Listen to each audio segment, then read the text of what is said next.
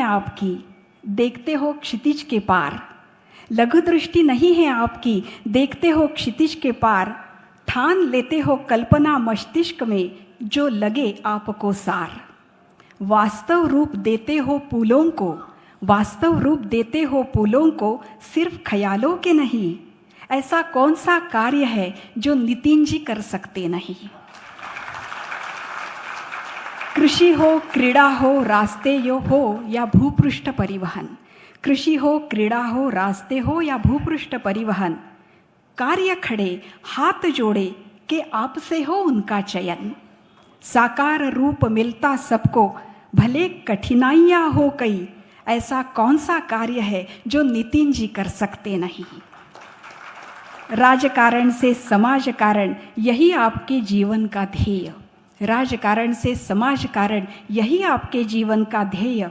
अजात शत्रु व्यक्तित्व आपका, इसी बात को जाता श्रेय। केवल भारतवर्ष ही नहीं, विश्व ने कई बार दोहराई। ऐसा कौन सा कार्य है जो नितिन जी कर सकते नहीं। आपको सम्मान के साथ यहाँ पर आमंत्रित करती हूँ।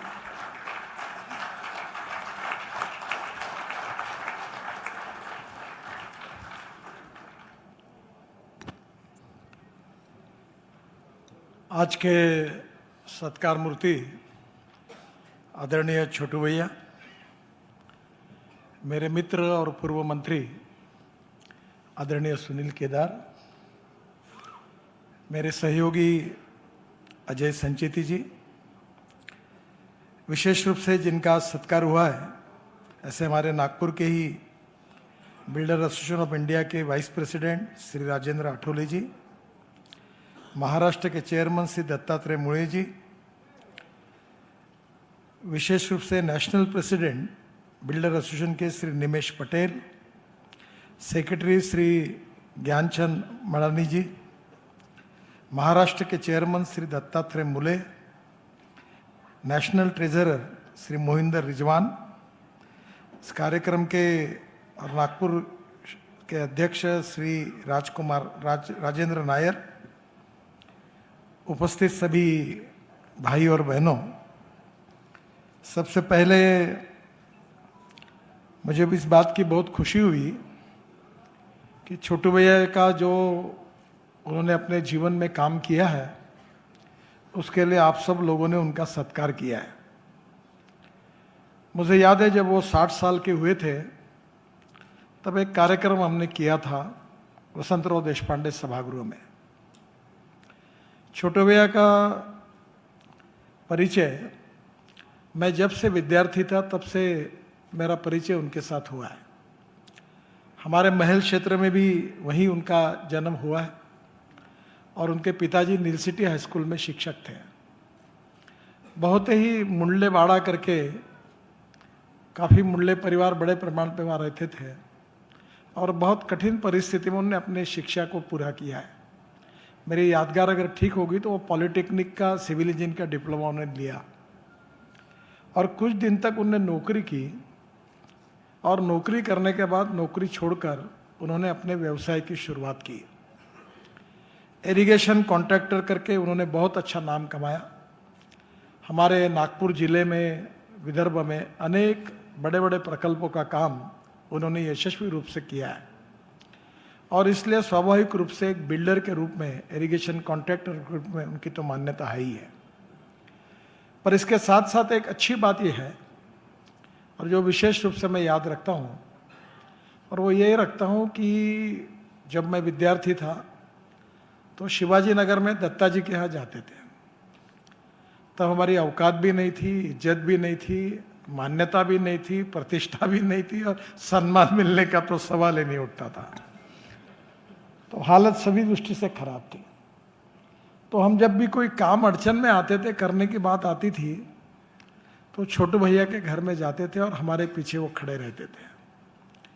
हमारे अड़चन के समय जब हमें कोई पूछता नहीं था, जब हमारी कोई कीमत नहीं थी, तब हमें संभालने वाले और हमारे पीछे खड़े रहने वाले छोटू भैया, ये हमारे जीवन में हमको हर समय याद है।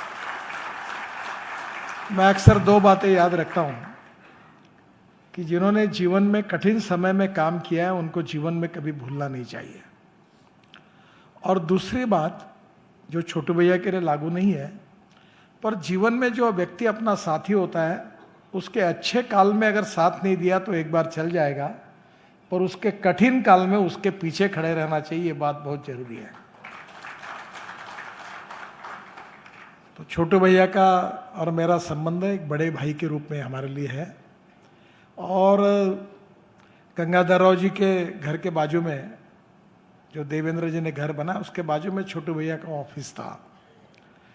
उन्होंने बहुत अच्छा काम इरिगेशन में किया है और कॉन्ट्रैक्टर करके बिल्डर एसोसिएशन ऑफ इंडिया के वो अध्यक्ष भी रहे। और मुझे याद है कि जब मैं मंत्री था, पीडब्ल्यूडी मिनिस्टर महाराष्ट्र में, तब काफ़ी बार उनसे मैं सलाह लेता था कानून बदलने के लिए, नियम बदलने के लिए। अनेक बार वो मुझे आते थे, बताते थे, मार्गदर्शन करते थे। मैं उस समय मलबार हिल पर रहता था और काफ़ी बार पॉलिसी बनाते समय उनसे काफ़ी बार मेरी चर्चा हुई, क्योंकि मैं सिविल इंजीनियर भी नहीं हूँ और मुझे इंजीनियरिंग का सही में कुछ नहीं समझता। ये मेरे बारे में एक मिस इम्प्रेशन है कि मैं इंजीनियर हूँ, पर मैं इंजीनियर भी नहीं। और मैंने अपना घर जब बनाया तो मेरे बेडरूम में पिलर निकल गया, इतना मैं वो भी नहीं कर पाया। पर जब मैं Worli Bandra sealink project, flyovers Mumbai के, मुंबई पुणे एक्सप्रेस हाईवे, ये जब बनाने का सौभाग्य मिलता, अनेक बार मैं छोटू भैया से भी कभी कभी चर्चा करता था। तो स्वाभाविक रूप से अनेक क्षेत्र में बिल्डर व्यवसाय के रूप में उनने बिल्डर एसोसिएशन को भी एक अच्छी दिशा देने का प्रयास किया है।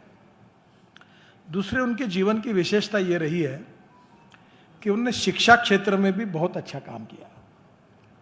छोटू भैया हमारे लिए जैसे है, वैसे दूसरा हमारा आधार था अजय के पिताजी शक्ति कुमार संचेती। और वो यहाँ अपने हाउसिंग बोर्ड के कॉलोनी में एक छोटा सा फ्लैट में रहते थे, पर हमें चेनू संचेती जो उनके छोटे भाई थे अजय के काका, वो मेरे खास मित्र थे। और इनकी माताजी, हम दिन भर घूमते थे, कभी खाना मिलता था, कभी समोसा खाते थे, आते थे तो चले जाते थे और इनके घर जाके फिर खाना खाते थे और पूछते भाभी जी क्या है, और लेके फिर घूमने के लिए चले जाते थे। शक्ति कुमार जी भी ऐसा एक घर था कि आधी रात को कोई भी समस्या आएगी तो शक्ति बहू के पास जाकर बोलना, बहू एक काम है, भले एक बार 2-4 बार गालियाँ देंगे, बोलेंगे क्यों करते हो, पर बाद में काम कर देते थे, क्योंकि आधार था। और ये जो शक्ति कुमार जी और छोटू भैया, 2 घर हमारे लिए अपने ही घर थे। उस समय नंदा खरे और मनोहर तारकुंडे, आज नंदा खरे जी का देहांत हुआ। ये 3 लोगों का नागपुर में एक प्रतिमा थी। साहित्य सम्मेलन हो, कवि सम्मेलन हो, नाट्य सम्मेलन हो, संगीत के कार्यक्रम हो, सब कार्यक्रम को सपोर्ट करते थे। उनके जीवन की जो विशेषता है, जो आप लोगों ने 2-3 बातें जरूर सोचनी चाहिए कि अपने यहाँ की कला गुण हो, रसिकता उन्होंने दिखाई, और सभी प्रकार के साहित्यिक, पत्रकारिता, कवि सम्मेलन, नृत्य, नाटक, जो जो सांस्कृतिक कार्यक्रम होते थे उसको हर बार उन्होंने समर्थन किया। जब भी छोटू भैया के पास जाते थे कभी उन्हें नहीं कहा, और इसलिए स्वाभाविक रूप से सामाजिक संगठन को एक आधार थे। और इसके साथ साथ एक बड़ी बात है कि उस समय इमरजेंसी के उसी 2-3-4 साल के बीच में हमारे यहाँ धर्मपेट शिक्षण संस्था के अध्यक्ष बने, तो विनायक राव फाटक हमारे बहुत मार्गदर्शक थे, सीनियर व्यक्ति थे। और दोनों संस्थाओं के लिए उन्होंने छोटू भैया को कहा कि कुछ डोनेशन दिलाई। तब छोटू भैया ने उस स्कूल के लिए भी डोनेशन दिया और शक्ति कुमार जी ने भी धर्मपेट शिक्षण संस्था को डोनेशन दिया। वो इसलिए महत्वपूर्ण है कि आजकल डोनेशन देने वाले हमारे आगे पीछे घूमते हैं। अब देने वालों में केवल हमने बोला कि पार्टी को इतना देना है तो पूछते रहते कितना। मुझे तो आजकल, मैं पार्टी का अध्यक्ष नहीं हूँ, इसलिए मुझे कोई लेने का काम नहीं आता। पर जब ये समय आता चुनाव के समय, तो जो बोलो वो लोग देते हैं। पर उस समय हमारी औकात और हैसियत 51 रुपये भी मिलाने की नहीं थी। और उस समय स्टूडेंट्स यूनियन के इलेक्शन से लेकर हमारी चुनाव तक वो हर बार हमें सहयोग करते रहे और शैक्षणिक संस्थाओं को उन्होंने सहयोग किया। ये बहुत उनके कभी लाइफ का बहुत बड़ा इतिहास लिखना चाहिए, आज बोलना चाहिए कि नहीं मालूम, मुझे ठीक नहीं लगता, पर अंध विद्यालय का उन्होंने पूरा पुनरुत्थान किया। और अंध विद्यार्थियों ने आंदोलन शुरू किया। मैं पालक मंत्री था और बहुत तंग हुए छोटू भैया, उसमें बहुत तकलीफ हुई। सुभाष अपराध जी जनरल सेक्रेटरी थे, मामा मोरिल थे और छोटू भैया थे। एक दिन मैं भी पालक मंत्री करके समझाने के लिए अंध विद्यालय में गया। मेरे सामने, मैंने कभी उम्मीद नहीं थी कि अंध भी ऐसे बोल सकते हैं। त्या मुंडल्याला नाही आणला का, कुठे गेला तो भोसडीचा, असं असं बोलत होते। मुझे इतना दुख हुआ कि छोटू भैया रात दिन अंध विद्यालय और अंध लोगों के लिए समर्पित भाव से काम कर रहे हैं और उनकी मांगों भी न्यायोचित नहीं थी। तो वहां भी अंध विद्यालय के उन्होंने, वो वीरकर करके पहले थे, उनके बाद पूरे अंध विद्यालय की तस्वीर बदल दी और मुंडले इंग्लिश स्कूल के नाम से वहां भी स्कूल खोली और एक जगह खोली। बहुत स्टैंडर्ड और अच्छी शिक्षण संस्था भी उसकी शुरुआत उन्होंने की। अंध विद्यालय के जो विकास हुआ उसमें उनका बहुत बड़ा योगदान रहा। बाद में जो शिक्षण संस्था थी उनमें अनेक संस्थाओं में, धर्मपेठ शिक्षण संस्था, उनके कारण धर्मपेठ शिक्षण संस्था का विकास हुआ। बहुत अच्छी तरीके से संस्था डेवलप हुई। बाद में उन्होंने वर्धा रोड पर एक फाइन आर्ट का कॉलेज भी किया और इतना ही नहीं तो एजुकेशन में, स्पिरिचुअल इसमें, एडवेंचर स्पोर्ट्स में, वहाँ पसायदान का परिसर तैयार किया वडगांव में। वहाँ ज्ञानेश्वर की मूर्ति खड़ी की और हर बार हर काम के पीछे उनके मन में भावना रहती थी कि मैं समाज के लिए क्या कंट्रीब्यूट कर सकता हूँ, समाज के लिए, गरीब लोगों के लिए, सामाजिक कार्यों के लिए मैं क्या कर सकता हूँ। इस बात में वो हर समय आगे आए और आगे आकर उन्होंने सतत इस सब कार्य को सपोर्ट किया। मैं एग्जैक्टली इसी बात को आपके सामने रखना चाहता हूँ कि social consciousness and social responsibility ये बहुत महत्वपूर्ण है और इसके लिए पैसा बहुत लोग कमाते हैं। पैसा कमाने वालों के देश में कमी नहीं है, पर मिले हुए पैसे को समाज के लिए, गरीब के लिए, शोषित पीड़ित लोगों के लिए, शिक्षा संस्थाओं के लिए, सामाजिक कार्यों के लिए उदार अंतःकरण से मदद करने वाले लोगों की कमी है। मैं अक्सर एक बात कहता हूँ, क्योंकि मुझे तो सभी प्रकार के लोगों से मिलने का मौका मिला, बिल गेट्स से लेकर तो रतन टाटा तक सभी मेरे संबंध में आए, पर एक बात मैंने देखी जो मुझे अक्सर एक बात में मेरे जीवन में बहुत प्रभावित करती है कि मैं दूर से जिन लोगों को बहुत बड़ा समझ रहा था, उनके नज़दीक जाने के बाद मुझे पता चला कि मैं जिनको जितना बड़ा समझ रहा था उतने बड़े नहीं है, ये बहुत छोटे हैं। और दूर से जिनको मैं छोटा समझ रहा था, उनके नज़दीक जाने के बाद मुझे पता चला कि वो बहुत बड़े हैं। और इसलिए छोटू भैया ने अपने जीवन में हर समय, वैसे भी वो बड़े हैं और उनके कार्य भी बड़ा है, और उसमें भी कभी कभी संकट आते रही, लेना नहीं देना नहीं, फुकट का आता। मैं पालक मंत्री था, क्रिकेट की मैच चल रही थी, वो क्रिकेट में भी काफ़ी उन्होंने काम किया है। वो विदर्भ क्रिकेट एसोसिएशन के अध्यक्ष थे और शशांक मनोहर जनरल सेक्रेटरी था। और उतने में हमारे उस समय पुलिस कमिश्नर बहुत सिंसियर और ईमानदार थे, चेन्नई के थे, अभी मुझे मिलते रहते, नाम बोल रहा हूँ मैं उनका, हाँ, श्रृंगारवेल।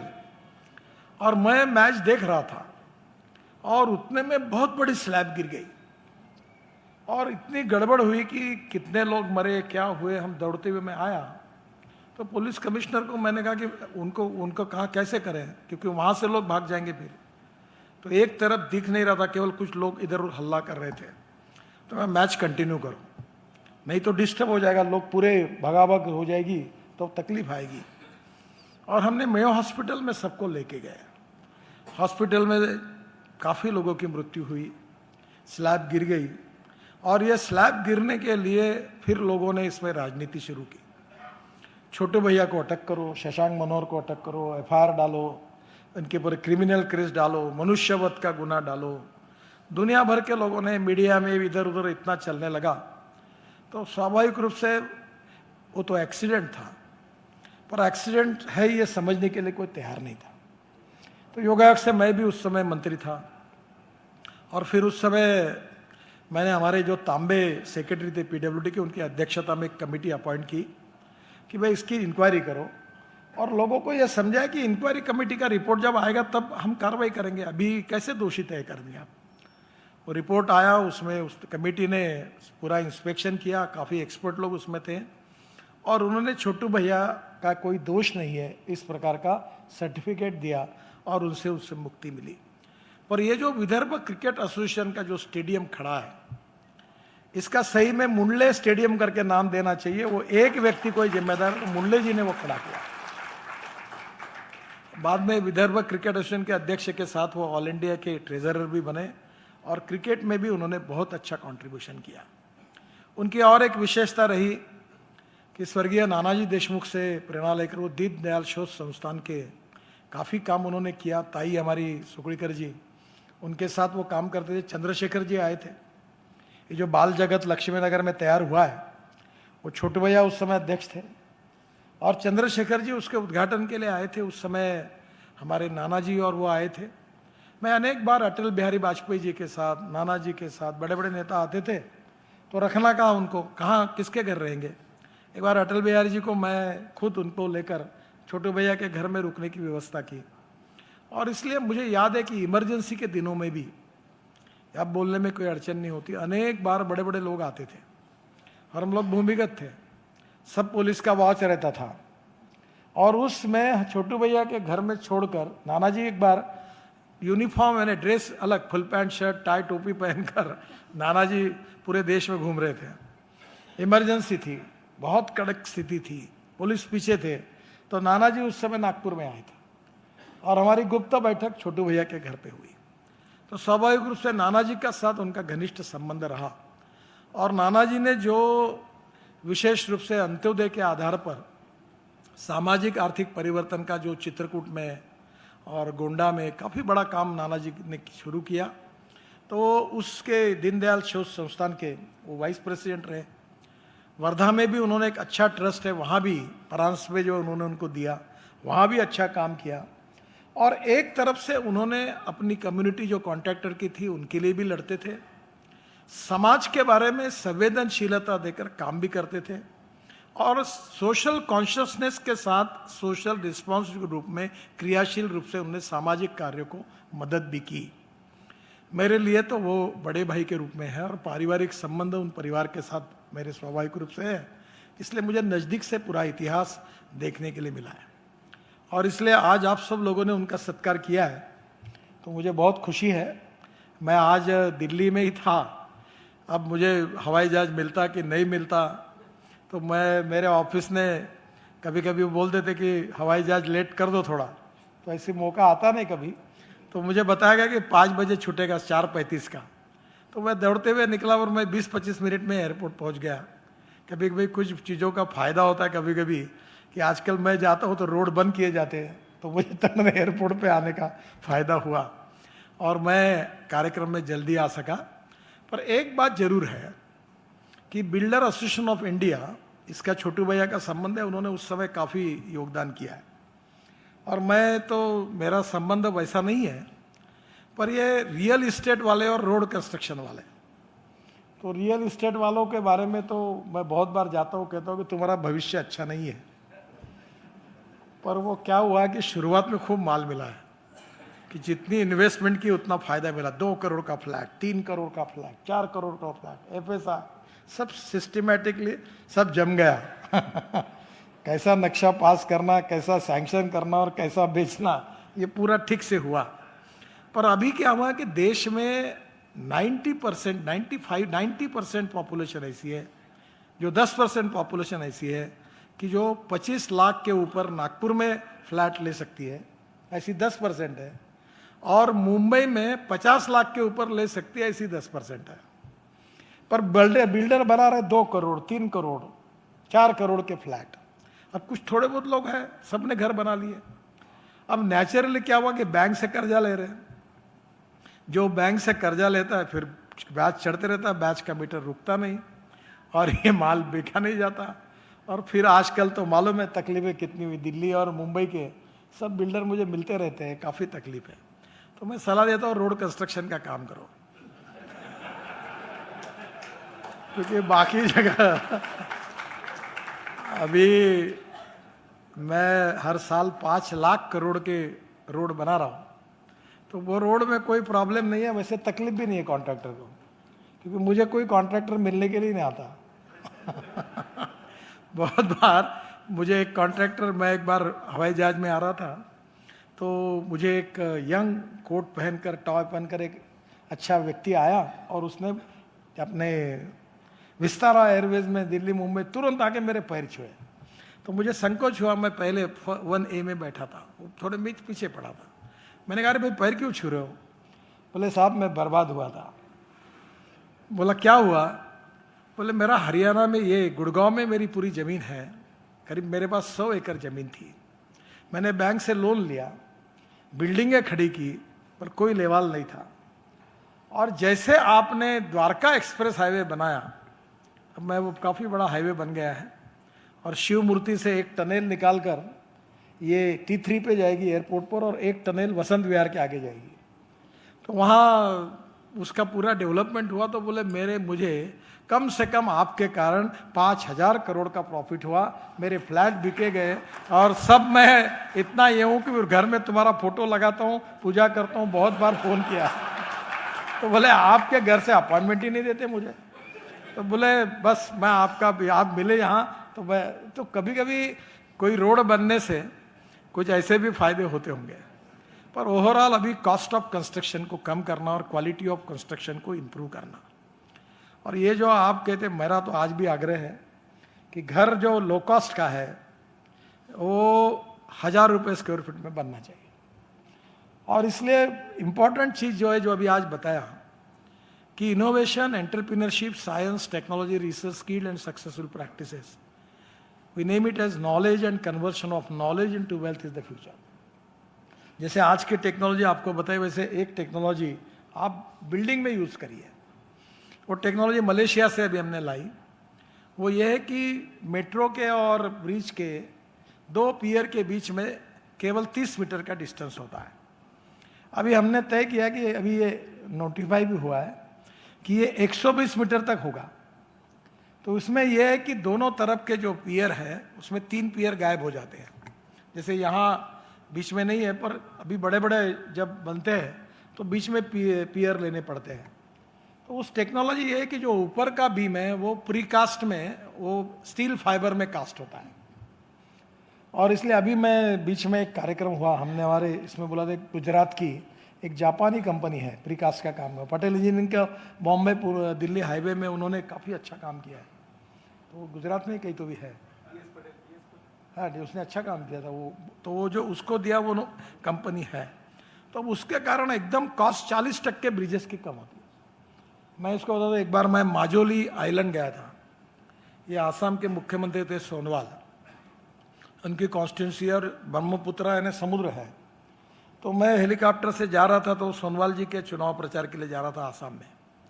तो मुझे पढ़ के बोला कि वो तो ब्रिज घोषित कर दो, तो वो डायरेक्ट समुद्र जैसा ब्रिज। तो मैं बोला कहाँ पागल हो, इतना बड़ा ब्रिज कभी होता है क्या? बोले आपने मुझे पार्टी में लाया, मुख्यमंत्री बनाया, आप चाहते हो बोले कि मैं हार जाऊँ चुनाव। ये पूरे लोग मेरे पीछे पड़े और आपको लगेंगे, आप नहीं डिक्लेयर करें तो मैं हार गया। तो मैं बड़ा चिंता में पड़ा, क्या करना है। तो मैं माजोली में गया और मैंने आखिर, उसने इतना इमोशनली मुझे कहा तो मैंने डिक्लेयर कर दिया कि हम ब्रिज बनाएंगे। और जब दिल्ली आया तो मैंने मीटिंग ली, तो पूछा ये ब्रिज बनाने का, तो डीजी ने बताया सर इसकी कॉस्ट 6,000 करोड़ रुपए लगेगी। अब 6,000 करोड़ का एक ही ब्रिज कैसे बनाना? तो मैं चिंता में पड़ा, तो साल भर में पीछे पड़ा। और हमने ये टेक्नोलॉजी और इसके साथ काफ़ी चेंजेस किए। और आपको ताज्जुब होगा कि जो 6,000 करोड़ का ब्रिज है उसका टेंडर 680 करोड़ में गया यूपी ब्रिज कॉर्पोरेशन ने, और वो काम किया। तो टेक्नोलॉजी को बदल कर। दूसरा एक झोजिला टनल, जो आशिया की सबसे बड़ी टनल है, 13 किलोमीटर, कारगिल के नीचे है, -6 और -8 डिग्री वहाँ टेम्परेचर है। और वो टनल के लिए 3 बार टेंडर हुआ और उसका कॉस्ट बढ़ते बढ़ते 12,000 करोड़ हुआ। फिर मैंने कहा कि भाई कॉस्ट इतनी कैसे बढ़ती है? तो वो बताते हैं, सरकार में एक बात है कि कॉस्ट बढ़ने के ऊपर कोई काम नहीं करता, क्योंकि माल ही नहीं है ना किसी का, सरकार का है ना किसी का नहीं, तो कोई काम करने के लिए नहीं सोचता। फिर मैं 1 साल एसोसिएम करके, दिल्ली में एक ऑर्गेनाइजेशन है, और वर्ल्ड के कंसल्टेंट बुलाए, मैं भी बैठा, धर्माधिकारी करके मेरे साथ हिंदुस्तान कंस्ट्रक्शन कंपनी के मैनेजिंग डायरेक्टर थे। उन्होंने मुंबई पुणे में ये टनल बनाई और वर्ली बांद्रा बनाने में भी उनका योगदान था।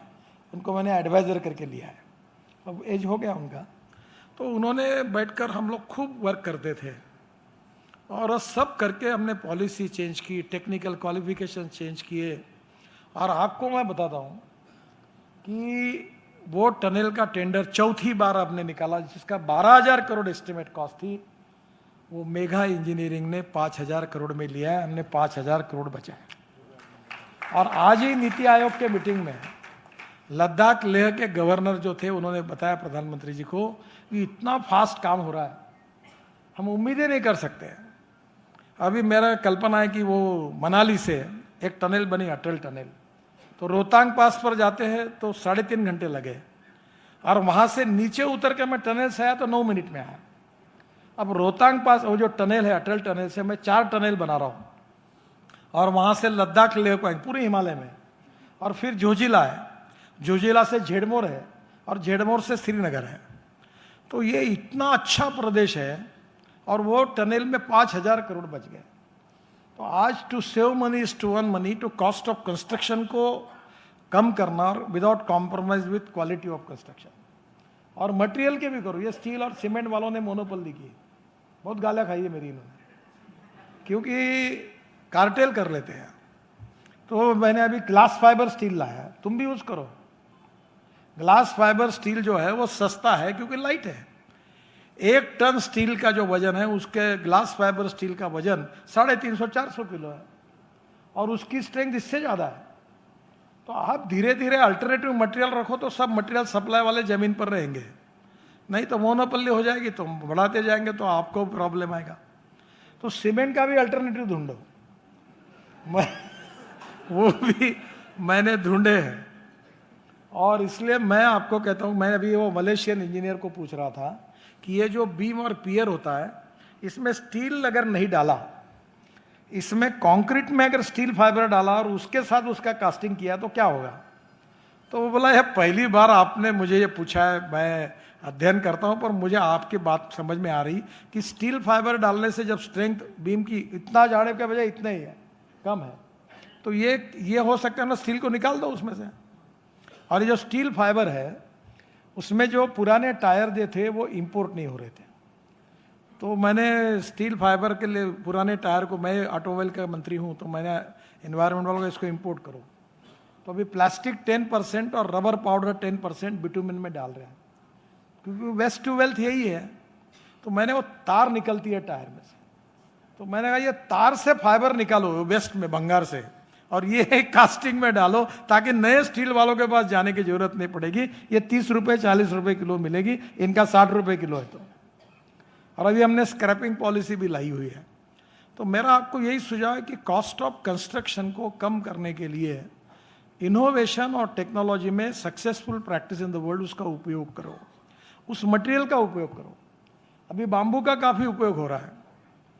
अभी बंगलोर का नया एयरपोर्ट बाम्बू का बन रहा है, मालदीव में बड़े बड़े होटल्स बाम्बू के बन रहे हैं, वो भीमा बाम्बू हम जगह जगह लगा रहे हैं। तो जब बाम्बू लगना, bamboo is a good material for construction. तो आप जब 4 अल्टरनेटिव तैयार होंगे तो स्टील वाले के भाव ज़मीन पर रहेंगे, और इसलिए स्वाभाविक रूप से कंस्ट्रक्शन इंडस्ट्री को बहुत अच्छा फ्यूचर है। और मैं आपको ये कहूँगा कि मैं 2 लाख करोड़ के लॉजिस्टिक पार्क बना रहा हूँ, उसमें 36 पार्क मंजूर हुए, 5-7 पर काम भी शुरू हुआ है। ये ड्राई पोर्ट बना रहे हैं हम सिंधी में, फिर जालना में, और अभी तो मुंबई बड़े बड़े हाईवे पर हम लॉजिस्टिक पार्क बना रहे हैं। अभी हम बस पोर्ट बनाने का काम कर रहे हैं। तो ये जो एयरपोर्ट बने, वैसे बस पोर्ट में मेरे को अभी जो लिस्ट मिली है 100 बस पोर्ट की है। तो एक एक बस पोर्ट बड़े हैं, वो भी बीओटी में निकालने का हमारा विचार है। और सबसे इम्पॉर्टेंट चीज़ है कि मैं रोपवे, केबल कार और फेनेकुलर रेलवे बना रहा हूँ। 165 प्रपोजल अभी मैं मंजूर करने वाला हूँ। ये आपकी सिविल इंजीनियरिंग से रिलेटेड है। कल शिवराज सिंह चौहान मेरे पास थे, तो मेरे मन का एक ड्रीम प्रोजेक्ट है, मैं भोपाल में जब हवाई जहाज से ऊपर उतरता हूँ तो वो 7 लेक है। तो मैंने उनको कहा कि मैं डबल डेकर बस हवा में चलने वाले आपको देता हूँ, और वो एयरपोर्ट से ऊपर से हवा से एक एक लेक के ऊपर से चलेगी और पूरा भोपाल घूमेगी। और 200 लोग एक समय हवा में चलेंगे। तो कल मैंने उनको उसका प्रेजेंटेशन बताया। अब टेक्नोलॉजी बहुत बदल चुकी है और भारतीय लोग कम नहीं है। अब बड़े बड़े प्रमाण पर पब्लिक ट्रांसपोर्ट और इलेक्ट्रिसिटी बहुत है। अभी हमारे यहाँ मेट्रो 350 करोड़ रुपए लगे। अब मैंने मेट्रो तैयार करने का प्लान किया है 2 करोड़ रुपए पर किलोमीटर। कोई विश्वास ही नहीं रखता। अभी हम नागपुर, अभी 18-19 तारीख को रेलवे मंत्री आ रहे हैं और हम उसका काम शुरू करने वाले हैं कि नागपुर से अमरावती, नागपुर से चंद्रपुर, नागपुर से गोंदिया और नागपुर से जबलपुर, नागपुर से गोंदिया, नागपुर से छिंदवाड़ा, नागपुर से बैतूल और नागपुर से रामटेक और नागपुर से वर्षा, पूरी ब्रॉडगेज है। अब उसमें आप आइए, मैंने ये मॉडल तय किया है कि उसमें 2 करोड़ केवल खर्चा है और 8 डब्बे की गाड़ी होगी रोलिंग स्टॉक। टेक्नोलॉजी 140 प्रति घंटा स्पीड से जाएगी। यानी नागपुर से अमरावती 1 घंटा 25 मिनट में। सब स्टेशन पे 2-2 मिनट रुकेगी। वो डीसी मोटर से उसमें, वो गाड़ी भी देख के आया मैं।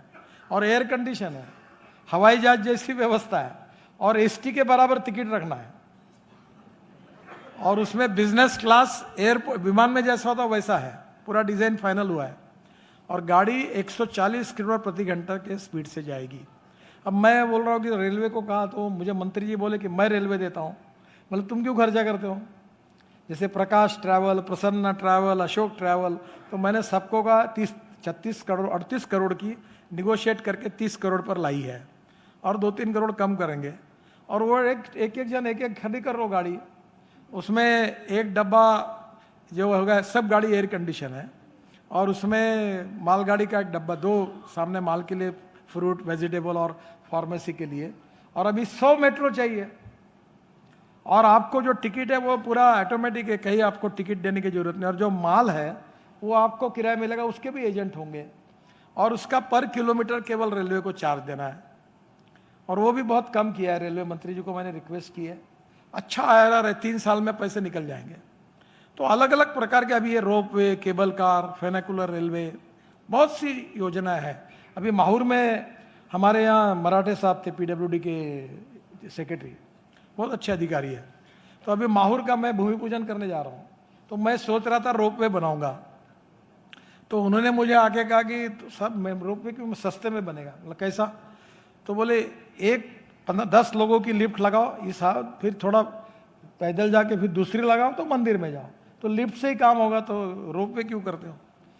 तो अभी उसका भूमि पूजन करने के लिए मैं जाने वाला हूँ। तो इतनी इनोवेटिव आइडियाज़ है अभी इंफ्रास्ट्रक्चर में। अभी टूरिज्म मिनिस्ट्री मेरे पास आए थे, मैंने उनको टूरिज्म में पब्लिक प्राइवेट इन्वेस्टमेंट का पॉलिसी बना के दी है।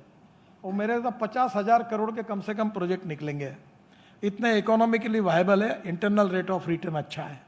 तो आने वाले समय में डाइवर्सिफिकेशन इन कंस्ट्रक्शन बहुत जरूरी है। आप अगर एक ही काम अनेक सालों तक करेंगे तो सैचुरेशन आने वाला है।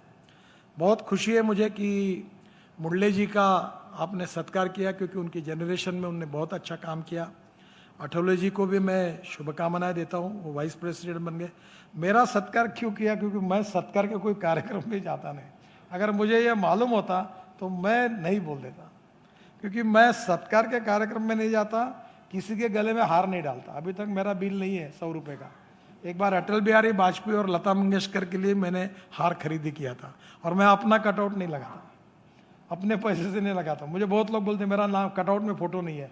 अरे मतलब तेरा फोटो इसलिए नहीं कि तेरा फोटो लगा के कोई फायदा नहीं हो रहा इसलिए नहीं लगाता। जिस दिन लोगों को लगता है इनका फोटो लगाने से फायदा है तो लगा देते, मतलब आप चिंता क्यों करते हैं? तो मुझे आपने सत्कार किया, मैं नागपुर का ही हूँ और इसलिए आपकी शुभकामनाएं और शुभेच्छाएं हैं। और बल्कि मैं इंजीनियर नहीं होने के बाद भी मुझे काफ़ी काम करने का मौका मिला और अभी भी हर साल 5 लाख करोड़ के काम है। मेरे पास पैसे की कमी नहीं है कोई। आपको मैं बता दूं, आप हमारे यहाँ काम करिए, ये महाराष्ट्र सरकार में बहुत तकलीफ है, हमारे यहाँ नहीं है।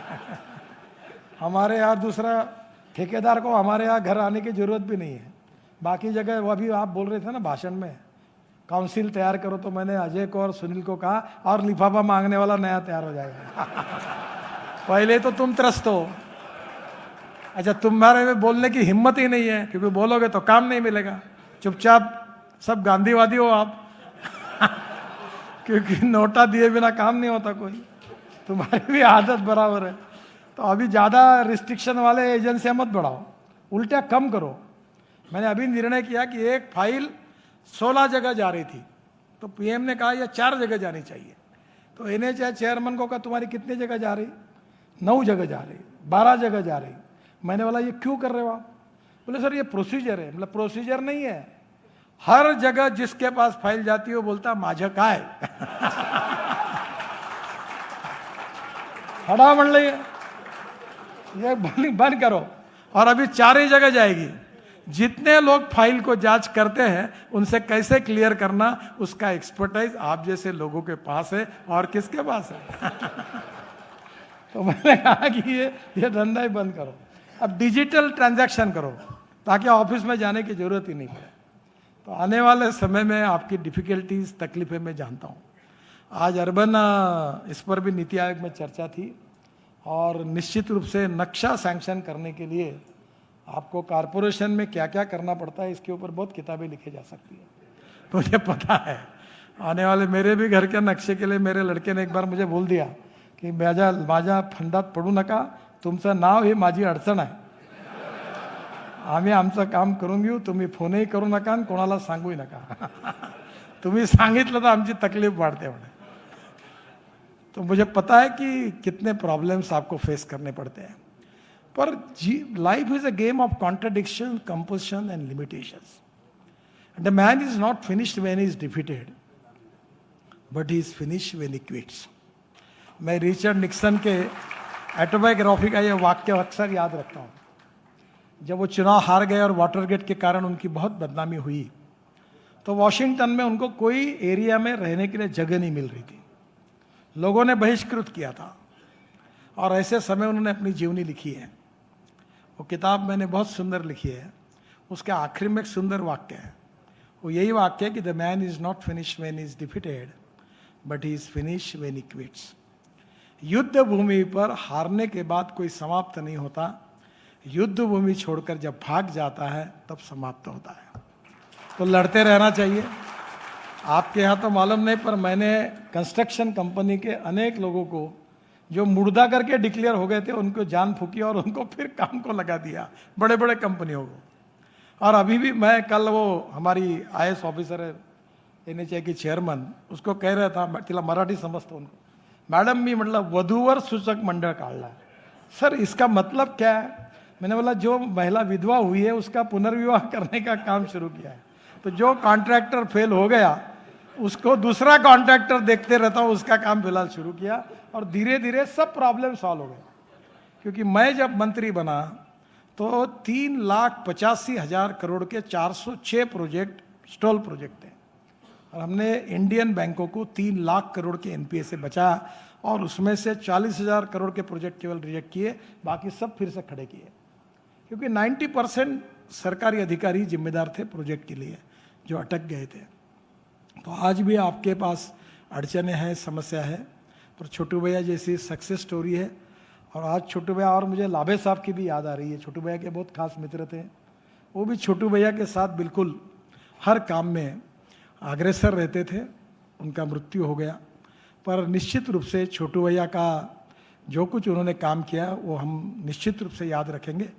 और मैं आज के दिन में भगवान से यही प्रार्थना करता हूँ कि उनको निरोगी और दीर्घायुष्य प्राप्त हो। यही प्रार्थना करते हुए अपनी बात को समाप्त करता हूँ। धन्यवाद।